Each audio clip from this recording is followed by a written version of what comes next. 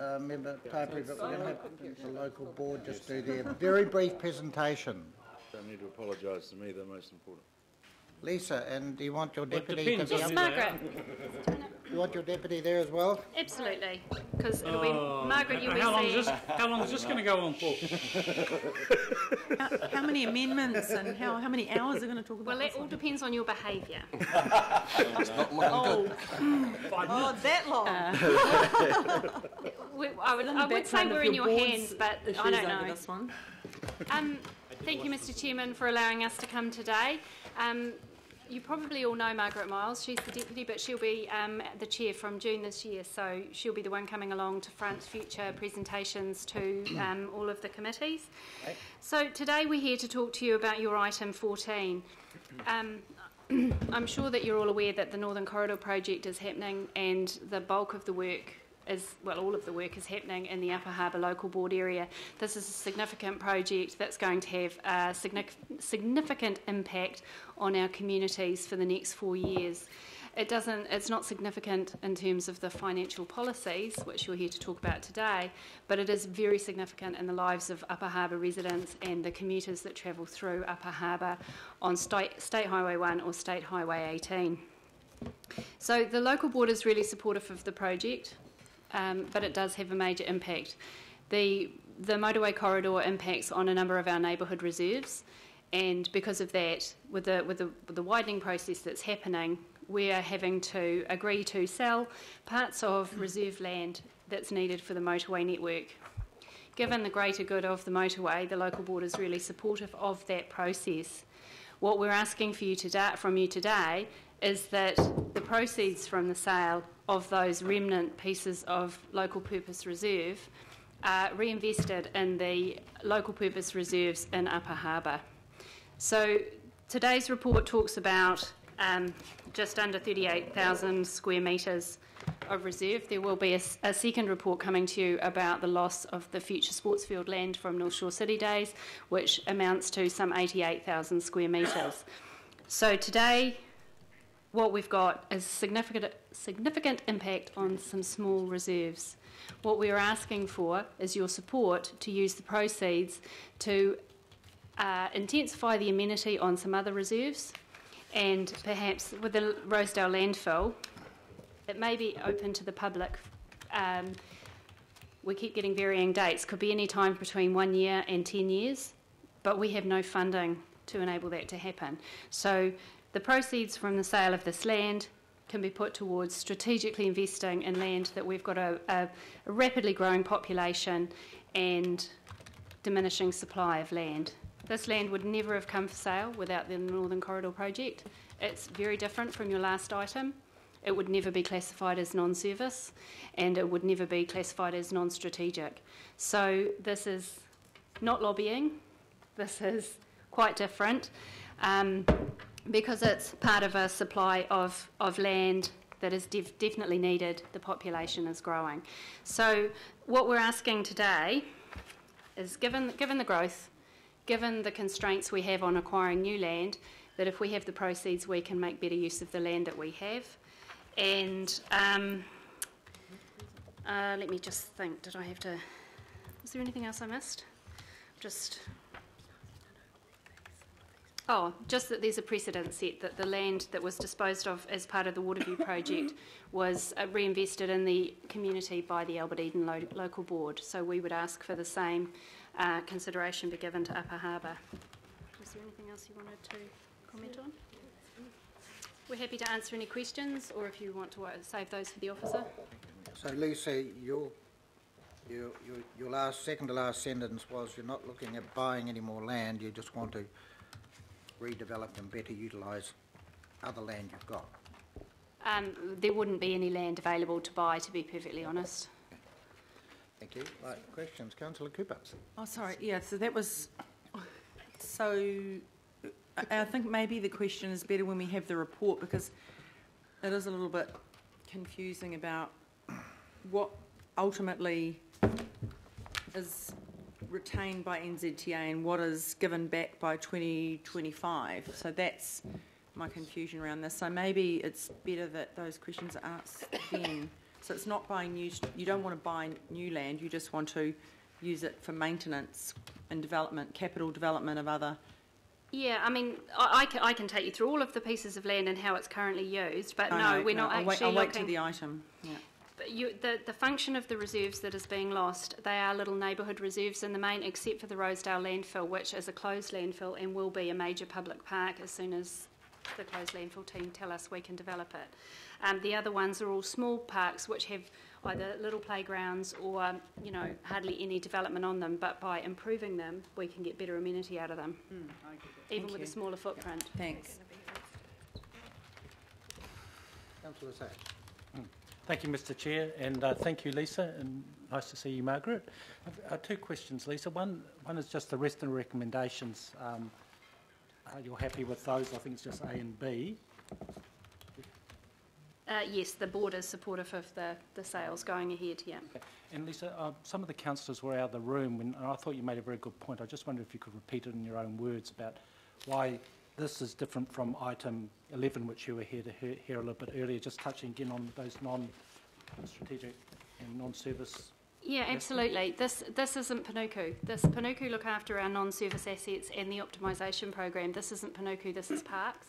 So that's why it's a clear local board delegation to look after parks for our people, and these are serviced assets. These aren't like non-strategic assets that have been identified as being surplus to any requirement, and in fact the loss of them means that the access to green space is diminished for a growing population. So it's not the same as your transform unlock dilemma that you just had at all. Okay, very good. Thank you. That was all, Mr Chair.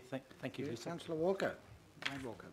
Sure. I've just got a question around a couple of the areas of land, and that may be better put to the officers, but I'll run it past you. So there's an area of land that gets taken temporarily in Clemo's Lane, that's page 108. It's got quite a bit of bush on it. I'm making the assumption that the bush basically gets annihilated, and I'm not sure what purpose it's going to be used. And similarly, there's an area of land on page 114, the address is Alexandra Creek, that also has some bush and so on it.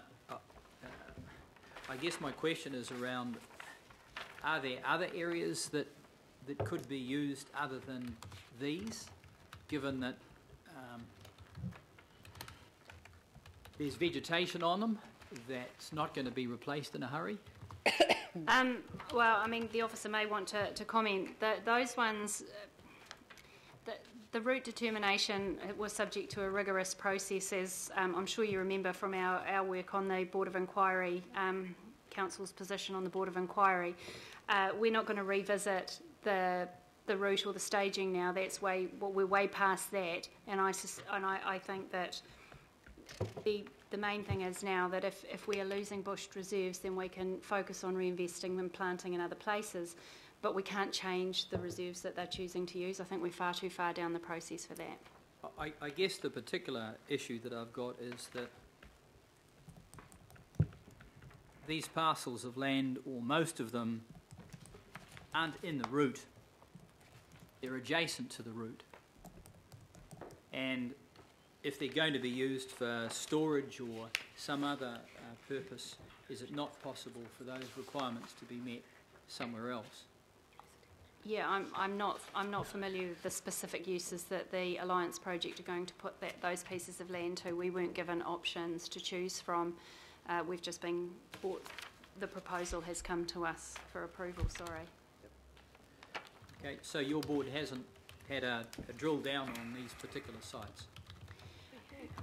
Well, at a strategic level, when we've been early on in the project where they explain what they're trying to achieve, but the actual mechanism for delivering the project has been at arm's length from us because it would be operational, not governance. So no, I'm sorry, we haven't been involved in that. Okay, thanks. Councillor Casey. Just one thing you didn't mention, and that was the disruption that your community will face. We've just gone through that for the last 8 years, and only this week the parks are coming back into council ownership. So I actually support your endeavours. I think that's right and proper. You have to give something back if you take it away, and it's not just taking away the land, it's taking away amenity through noise and dust and vehicles and everything else you're going to have to face. So I think this is right and proper. I think we've done it before and we can do it again. So I'll be supporting. If there's an amendment coming from the local councillor to that item, I'd be very happy to support it. Thank you. We have spoken to our Albert Eden colleagues, and the process they've been through is painful, so we know that it's going to be painful, but the outcomes that are coming through now for the community... The outcomes are excellent. And that's what we because need the to focus local on. board was involved at every stage, Yeah. and that's No. what you're asking for. We're definitely trying to mirror that outcome for our people.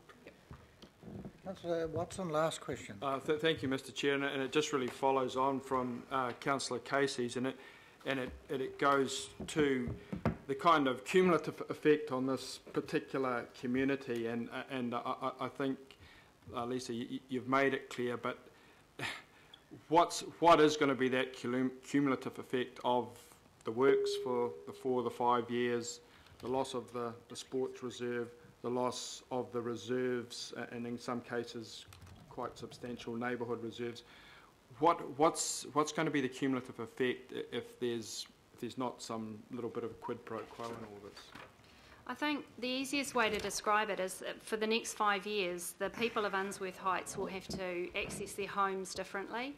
They'll have to change their patterns of behaviour for every part of their everyday life, and the people who play hockey, that do equestrian sport, do BMX, and that is a wider sub-regional effect, they all have to change the way that they're doing things because this major project is happening. So we've got a catchment of several thousand people whose everyday life will be majorly impacted, and then we've got a wider catchment of tens of thousands of people that will be impacted by the way they do sport, and then we've got the wider catchment of the hundreds of thousands of people that will drive on those roads while the motorway project is happening that will also be impacted. So it's dust, noise, delay, inconvenience, weekend works, night works, and not having access to their reserves because they're going to have blooming great big diggers sitting on them for quite some time.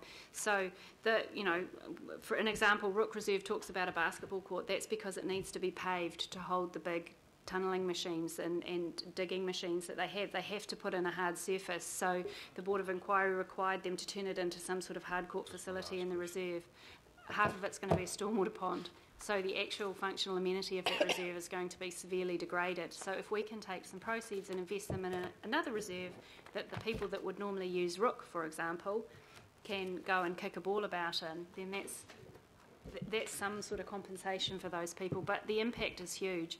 And that particular piece of motorway, I mean, there's a reason it's on the being brought forward. It impacts hundreds of thousands of people, but some people really day to day. Thank you, Lisa. Thank you, Margaret. I'm going to move the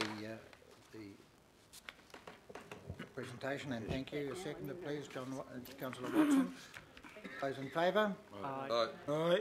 Now, I'm happy to move go to item 14, which I know if it's going to be quickly dealt with. Otherwise, I'm going to go back to 13 and 12. So I'm just getting a feel here.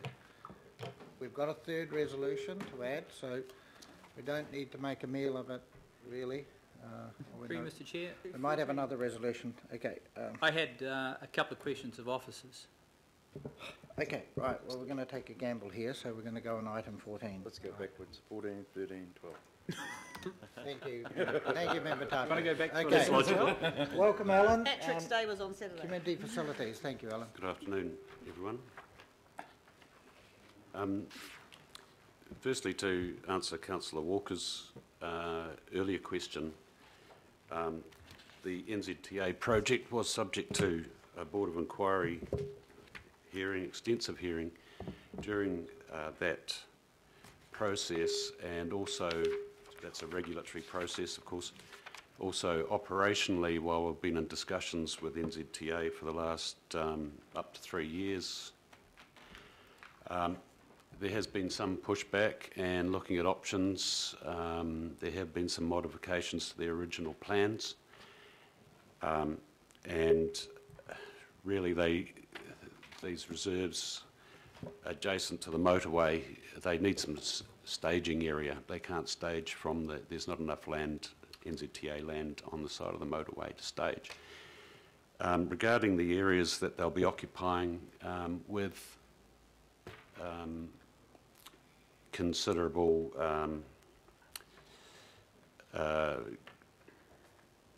shrubbery, for want of better words. You know, there's some native bush which have some walkways going through and that sort of thing. They will be asked to replant those areas, and well, they have been required to replant those areas, and in fact we've extended that to where they're only occupying part of the site, that they will go through and de-weed and restore the rest of those reserves as well.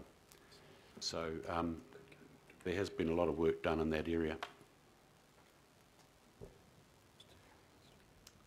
Other than that, I don't have much to add to the report, other than reiterate the points that that the chair of the Upper Harbour Local Board made.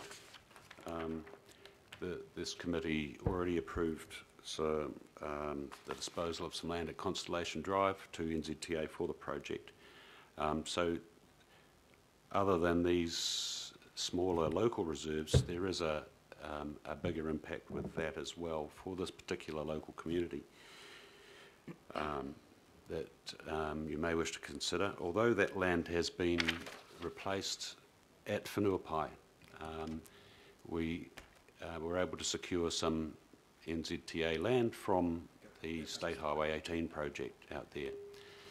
That needs quite a bit of development, of course. It won't be happening overnight. Okay. Yes, So that's... that body of work is coming back to us about the Whenuapai swap or purchase? The acquisition and disposal has been approved already, and it was delegated to officers to finalise terms and conditions. General Manager, Community and Social Policy. There's, as we've had for many years with NZTA, there's a discrepancy on how the land is valued, and we have agreed a process for determining the value of each of the pieces of land, the part that we're acquiring and the piece that's being sold at Constellation. The resolution was also subject to adequate relocation by NZTA of some community groups there. There's the North Harbour Hockey. There's an agreement between NZTA and North Harbour Hockey for that relocation. There was a BMX club. They're being relocated to Otia Valley Road, Hooton Reserve. And there's just some final details really to be worked through with the Rosedale Pony Club, who have to be relocated out to another site to relocate the hockey facility to their site. So those negotiations almost concluded. So, Ellen, can you answer, I mean, in the one local board initiatives that we're considering in the long-term plan is there's agreement, not agreement on the finalisation, but agreement between the Upper Harbour Local Board and the Henderson Massey Local Board that there should be sensible planning of what could be effectively a sub-regional facility. Is that on this land that you're talking about in Whenuapai? Is that the option? The land is still within the Upper Harbour Local Board area, as on my reckoning. So it's really the Upper Harbour's decision, but they may wish to consider it in conjunction with Henderson Massey. I can't really answer that. Sorry, I thought you did know that. No, they have they indicated that there Okay. should be sensible planning where maybe there should be just one super facility that would service. I understand there's a bit area. of a shortfall in Whenuapai as well, so and Hobsonville area. Yeah. Okay, councillors, we'll have no one else to speak, but we have come up with a compromise third option here between the staff and Councillor Watson, who put up a similar amendment, similar addition with the C, and I'm taking that Councillor Watson is happy with this? Yeah. Yep, so I'm assuming you will move the whole resolution and seconded by Councillor Walker, and you want to speak to it though? Just briefly, Mr. Chair, and I think it's just important to put on the record that this is a real much awaited project that will have a huge benefit across the whole northern part of Auckland, to be honest. But there is a collateral damage, and that's the local community that's been identified here that have really not only lost a fair portion of future sports land, they're also now losing significant chunks of neighbourhood reserves and other parts of bush lots that have been quite severely compromised. And I think the officer did make mention that this is an unusual situation. It doesn't fall into the service optimisation or the Panuku disposals. This land wouldn't be getting sold otherwise. So the local board, quite reasonably, as we listen to their chair, have suggested that the proceeds, some or all of the sale, can then be used to in some way compensate the local community for the loss of this neighbourhood reserves and this parkland, and to, it should be noted, provide for quite increasingly intensified development that's also occurring at the one time. So it's a bit like the perfect storm. There's a whole lot of things landing on this one group, so one community. So I think it's just fair and reasonable that be recognised, and that any proceeds or part proceeds of the sale be used to mitigate that in best way possible going forward. So I think that's entirely reasonable, and I'm sure the Waterview example that was quoted by Councillor Casey is also a good precedent. So thank you.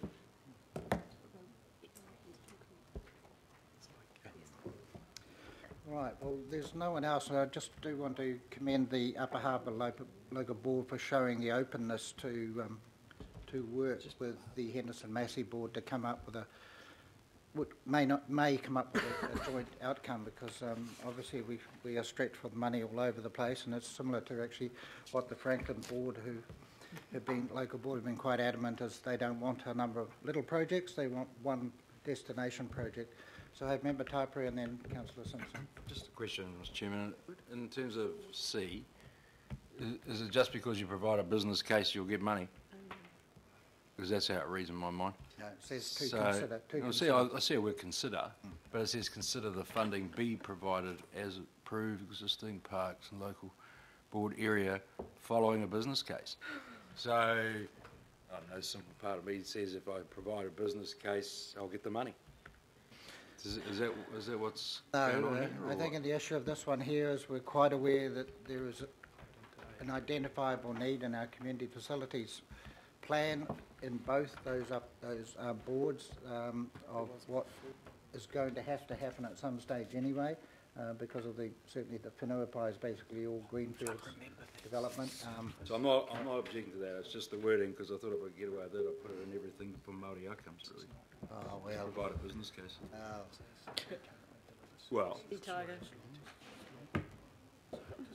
Well, I'm looking across at my chair, my acting CFO, and it's all right, Mr. Chairman. I think you answered. And I know you would never be naughty. Not at all. Councillor Simpson. I'm never naughty, but I want to be accurate. So I've got the same concern, but from a different. I just think that C's a bit interesting. So we're actually saying here, are we saying here, my question, are we saying here that the funding is coming from the sale of the fact that they are giving up the areas of reserve for disposal?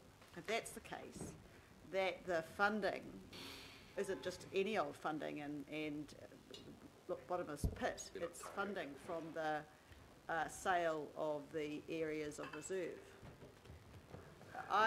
Give me 5 minutes. I'd like to re-look at that C, because I think we're all on the same page, but it doesn't read very well as it is. I mean, it certainly notes loss of reserve land, but the next case is following. It should sort of say something along that following a full business case, agrees to consider that the funding from the sale from the reserve disposal be reinvested into improving existing parks in the local wood area. Well, look, the wording is there, Matthew will explain, but the wording there is quite clear. That is not about basically taking that money from the sale to NZTA and putting it in a reserve pot that will be used later. It's saying that we note the loss and we agree to consider that funding, and not meaning that funding relating to the NZTA sale, but that funding be provided from the consolidated pot. So, so let Matt. That doesn't actually say the word that could be is ambiguous. So we could maybe take out that funding to consider funding be provided. Is that clarified? I think I'll let Matthew. So I'm going to let Matthew because I just want to hear what he came up with. It's just that could be another word for whether funding be provided or that specific funding be provided. I'm presuming from your comments it's the latter. Okay, that clarifies it because I read it the other way, as did Councillor Simpson.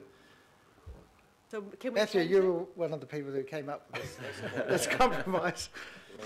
So tell us what your understanding is. So through the chair, Change that to whether. yeah, best endeavours here. I think all we were trying to do was recognising the fact that it could be many, many years until we actually know what the proceeds are. And I understand this just relates to the nature of the work and how we retitle the reconstituted land.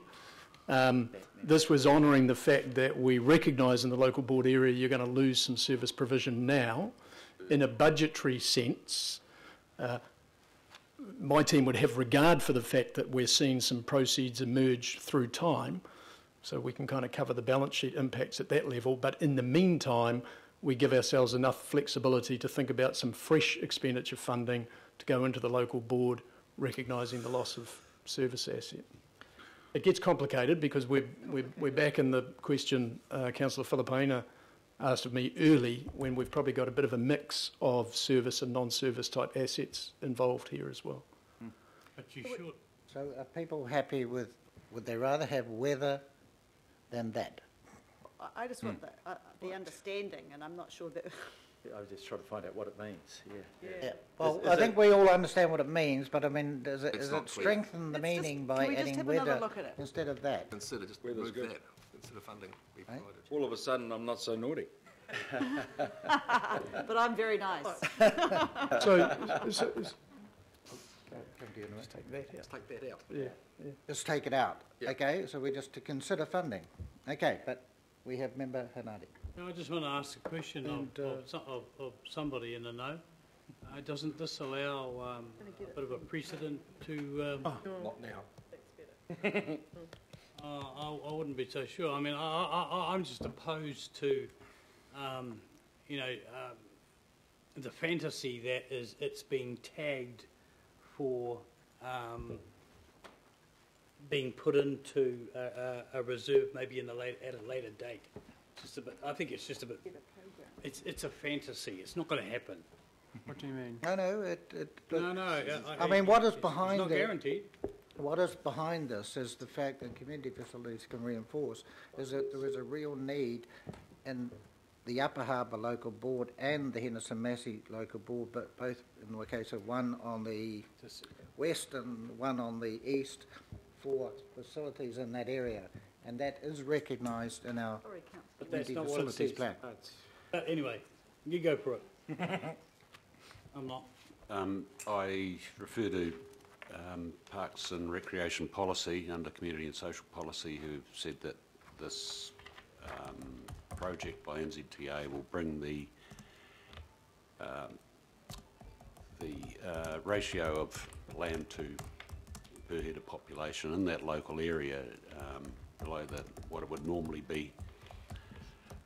Sorry, those are my lay words. I'm not a policy analyst. So basically, you're indicating, it would bring it down to subpar what it should be. Yeah. So.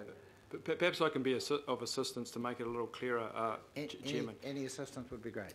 The area is going to be losing reserve land that it otherwise wouldn't lose through this process, okay? And that's going to result in a net deficit for the provision of open space in this area, and that's not counting the loss of the future land for sports fields and all the disruptions. So they are losing big chunks, and if you look in the agenda, 88,000. Yeah, a lot of land here. So what the local board, in a very pragmatic way, given that it's highly unlikely, it's going to be very difficult to acquire any land, is going to look to improve what reserve land remains. Yep. Okay, so in terms of the resolution there, it follows on from that in A and B, which clearly sets the scene of the loss of reserve land and the effects on the community. And C then is a consequential endorsement that there should be some provision for that. I would have thought that was pretty reasonable. That sounds fine. And Member Hanari, that actually just talks about parks, what the two local boards are willing to look at and say this may be a better thing is the facilities that go on the parks. It could go on one park instead of having two lesser facilities. It may be better to have one grander facility. So I think that's what's behind. I mean, the interesting thing is, Mr. Chair, is that we're talking about a reserve, and there was already a report out this morning in the paper talking about the absolute lack of, in the long-term plan, in Auckland's long-term plan, about parks and reserves and sports facilities and blah, blah, blah. And I know that's another issue, but what I'm saying is that I'll just keep it to myself and I'll vote accordingly. I mean, I'm going to lose, but I tell you, this sort of fantasy stuff will get you into trouble later on down the track. Is it fantasy? Sorry? What's the reality? Anyway, well, I think we've just We'll go for it. finished We vote there. yes, sweet as. So how is it fantasy? Councillors? I'm just and exercising members? I'm just exercising my democratic right as a member of the committee. One, to have a say, and two, to have a vote. And you are, and therefore that's why I'm Kia ora. finishing off the debate. Oh, let's Oh, put no, it to I'm the not, vote. because there's three more. So, I about it. I know some socialists don't like democracy. That's cool. Stop. Thank you, Chair. okay. Chair, look, when C came up, I had some concerns, and hence I went to Matthew. One was around number 11 in our agenda, around the funding principles as set out in 2015 to 2025, which is the current long-term plan that we have. And my concern was around what happens with the surplus, the sale of surplus assets. But as Matthew said, these are not surplus assets. As a result, I feel comfortable now, knowing that Matthew has said this, because I tried looking at our funding principles just when I saw C come up. And I mean, my other concern was around the provision, and Member Henare has touched on it, but the provision around sports fields and everything else from a regional perspective. And that was my concern, whether that would impact on what both Penny and our committee around the sports field redevelopment and everything else, would it have an effect? I have been assured by Matthew that it won't be affected, and as he has already said to us here, is that, look, we're going to realise that the sales when it eventually happens. So, Chair, I did have some concerns, but I wanted to express them to Matthew just between him and I, but as a result of what's been said, I've aired them now publicly. So I will be supporting C as a result, and I just look forward to really addressing the issue that Councillor Watson and the local board chairs have brought to us. Thank you. Member Hanari, to exercise your democratic rights, you're actually the next speaker if you choose to be. No, thanks, bro. Okay. Councillor Watson? No? Right, well, we've got resolution and we've got majority, I think. So I'm going to put A, B and C as moved by Councillor Watson and seconded by Councillor Walker. All those in favour? Aye. Against? No. You want it recorded? You might as well. Okay, right, we'll record Member Hanari's vote against that.